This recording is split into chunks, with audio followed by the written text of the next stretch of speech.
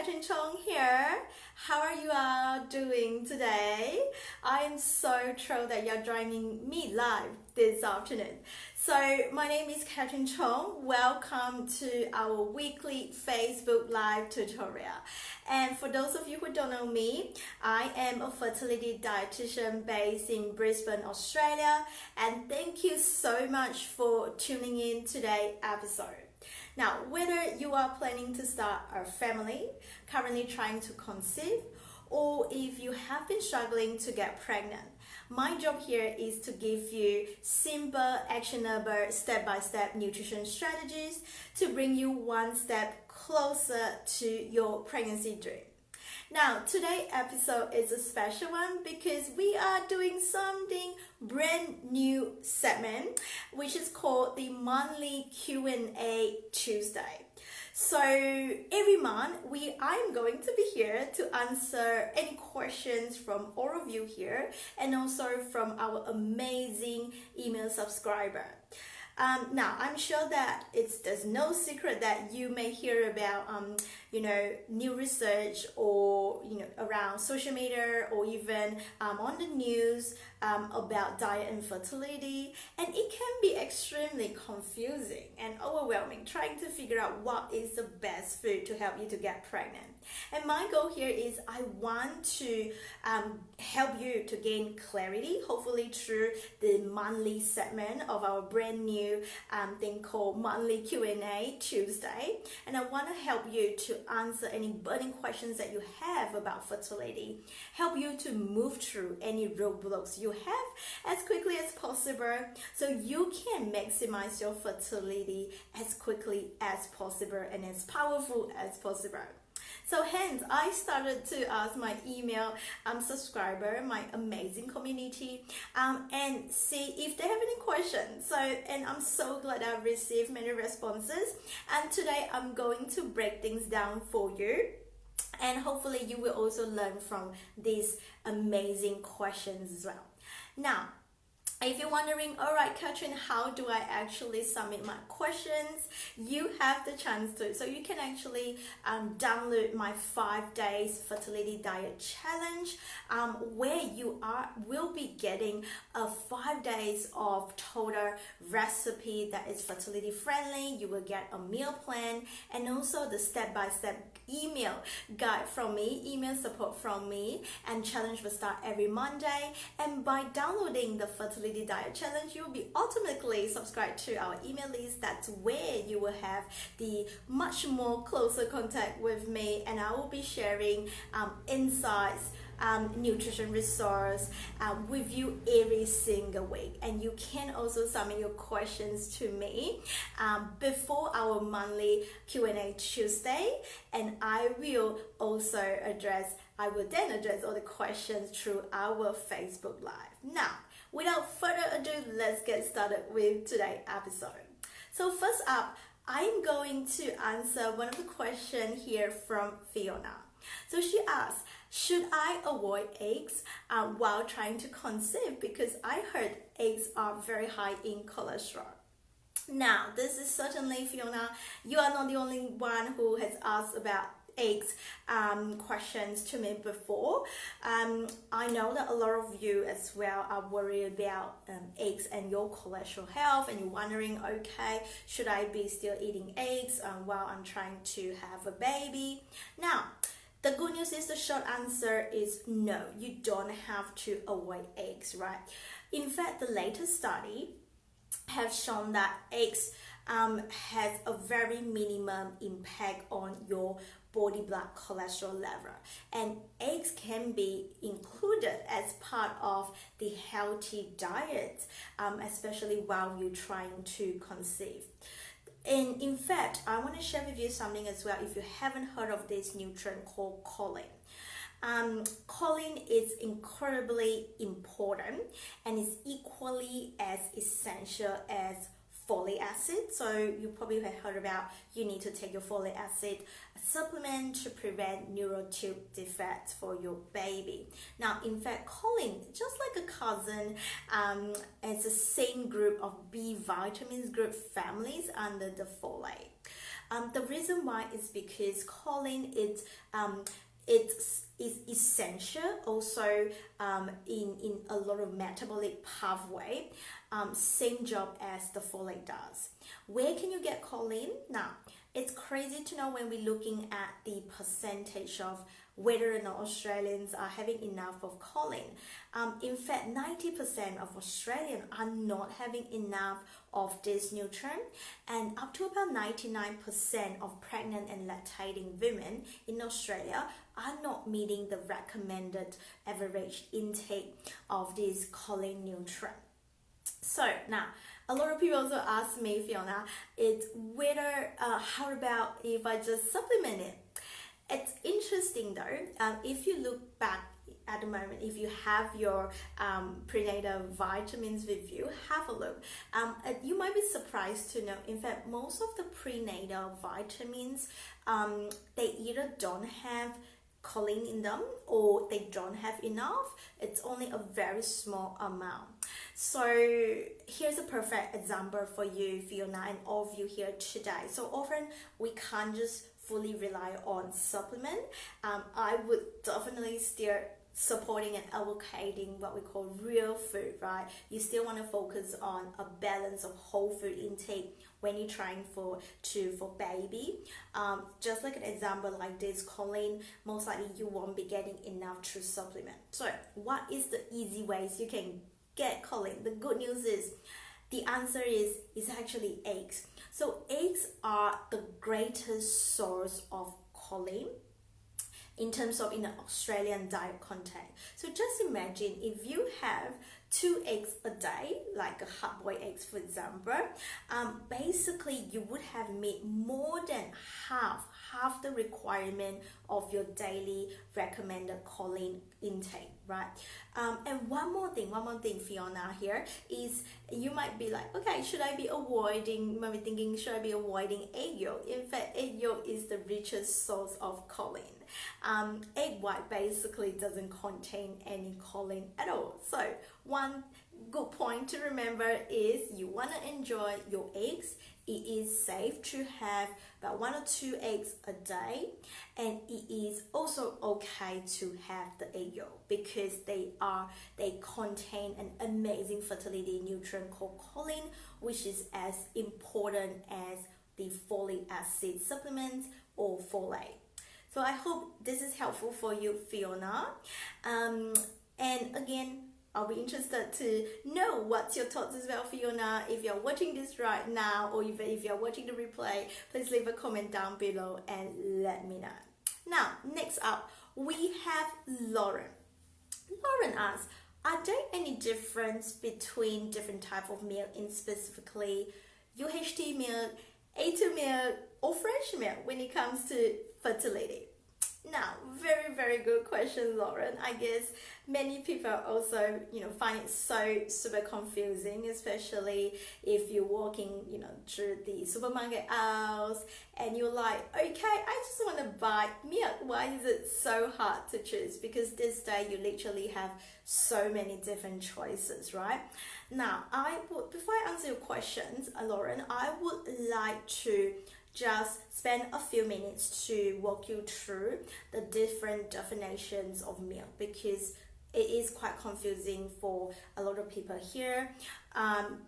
So basically, the term fresh milks actually refers to many types of milk. So all type of milk, in fact, it's considered as fresh. They are highly nutritious. They contain essential vitamins and minerals. And generally speaking, all milk is pasteurized.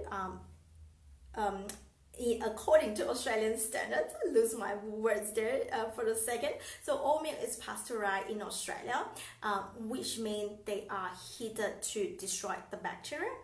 And the other process, what we call homogenize as well, basically is help the milk to prevent them to separate into different layer, so then you don't see the layer of fats at the top. So generally speaking, all milk, it has to be pasteurized, which is destroy the bacteria, and secondly is homogenized. Now a lot of people also say, okay, should I drink fresh milk or full cream milk or low fat milk? Like I say, fresh milk is the general terms across all milk, right? If you looking at in specifically full cream milk, basically what it means is it has to contain about 3.8% of the milk fat, and no less than 3.2% of the milk fat. So it does needs to have a certain amount of fat in order to claim as full cream milk or fresh milk. And secondly, low fat milk will be looking at a much lower amount of the milk fat, which is around less than 1.5%. And skim milk, it just means that literally close to zero of milk fat, right? And you might be also wondering as well, what about UHT or long life milk, right? So the difference is basically UHT milk is it heated to a very high temperature, so at about 140 degrees Celsius for about 2 seconds, and then packaged aseptically. So the process itself, because it's heated in a very high temperature, in fact, it results in a greater reduction in bacteria and the heat-resistant enzyme in comparison to the milk. It actually giving it the product itself to have an extended shelf life, right? So that's the key difference between the UHT milk and a typical milk that you see in the fridge. Basically, it's just the different type of process that leads to a longer shelf life, and you don't need to store in the fridge before you open up the milk. Now, in terms of nutrient, let's talk about the next type of milk, which is A2 milk. A lot of people also ask me this as well. So basically, the difference with A2 milk is the milk itself only contain predominantly the A2 protein. They come from the cow, especially selected to naturally produce milk with only the A2 beta-casein protein, right? So where the research has shown it may benefit certain group of people when they drink an A2 milk, that only contains certain type of protein, it may be benefit for digestive health. But if you look across all type of milk, the nutrition contents are still the same. There is a tight regulations in Australia to monitor that. And in terms of fertility, which type of milk is best for you? I guess if you're thinking about UHT or like a regular milk or A2 milk, I'm not aware at the moment any study that compare in specifically which is best for you. But however, more of the study are looking at comparing between full fat and low fat milk per se. So in fact, there are studies suggest that full fat dairy foods were associated with a lower risk of ovulatory disorder. Enjoying 1 or 2 serve of full fat products may also link to increased fertility, while low fat products show the opposite trend. So my advice for you, Lauren, is I would suggest if you don't have any intolerance issue with milk and you're okay with enjoying like a normal regular meal, I would suggest that is to start including 1 or 2 serve of milk back into your diet. So that will equivalent to about 1 or 2 glasses of milk every day, or you can mix with a natural a yogurt as well, that it's also count as part of the dairy food consumption. Now, if you do have any sensitivity issue or intolerance issue with milk, you may need an alternative, and that's where I'm able to help you, right? I often say about personalization. So that's where you might need a personalized plan to work out which type of milk alternative for you is best for you while you're trying to conceive, while not missing too much of nutrients. And you want to find the best one that you can replace it with. So I hope, Lauren, I hope I have answered your question, Lauren. So that gives you a little bit of clarity. Now, let's move on to our next question, which is also our last question for today, which is from Chantal. She asks, Catherine, can I have canned fish while trying to have a baby? Because I heard that canned fish may also contain BPA. I am so glad you asked, Chantal. So BPA definitely it's increasingly popular topics, and a lot of my clients are starting to heard about BPA and fertility. So here's what you need to know, Chantal. So BPA is still a very common, it's commonly present in many of our household products. So basically, the terms about BPA, the full term is called bisphenol A. It's a chemical that can influence the normal functioning of our body cell and tissue. Now, BPA is often found in plastic products such as water bottle, the lining of food cans, and also reusable plastic container. So if you just imagine, basically when food and drink are stored in bottle, in the can, reusable container, BPA can contaminate its food products. And the research shows that BPA is more readily transferred to the food and drink when it's heated. So think about the type of container you use when you heat up the food in your microwave. And why are we concerned about BPA? The reason why is because it may impact fertility. So it may reduce the number of eggs, causing probably prolonged period when you try to have baby. It might also impact on the maturation of the embryo. Now, the best way you can do to minimize the exposure of BPA are, first, if you're concerned about the canned food, of course you want to start minimizing the canned food intake in your diet. So I would suggest is first, choosing fresh fish will be, fresh or even like frozen omega-3 rich fish will be the first step.